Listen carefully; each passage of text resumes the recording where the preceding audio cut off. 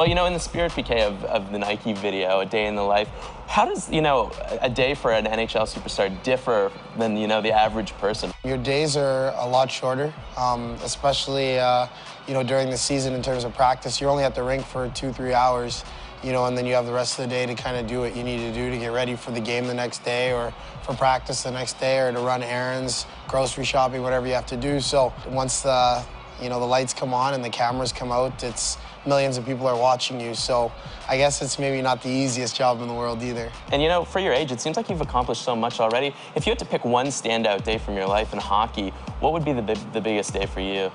Biggest day for me, biggest step forward in my career was definitely when I was selected. I mean, you know, to the NHL draft.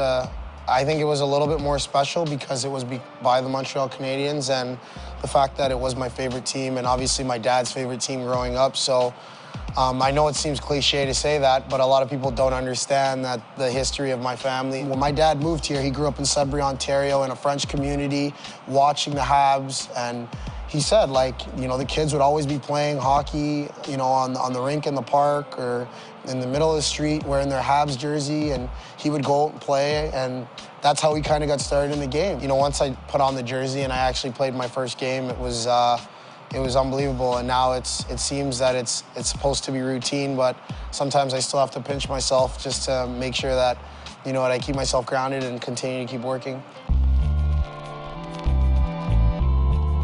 From a fan's perspective, it always seems like you're a player that's ballsy and always speaks your mind. How important was it for you to feel, you know, how important is it to sort of make your mark on the league when you come into it? Coming into the league, I never really came in to say I'm going to make an impression, I'm going to change anything, or that was never my intentions. I just came into the league as a guy that wanted to play and wanted to play well and show everyone that I could play. And I wanted to show the coaching staff and the organization that I deserve a spot on the team and that I deserve to play. And I'm going to do the same thing again at training camp. I mean, that's just my mentality. I want to earn everything I get. I don't want anything to be given to me, and I don't want to take anything for granted. Is it ever intimidating, you know, approaching some of those veteran guys and going in there for the hits and stuff like that? Is that ever a scary thing for a young player? It depends on who's Ovechkin.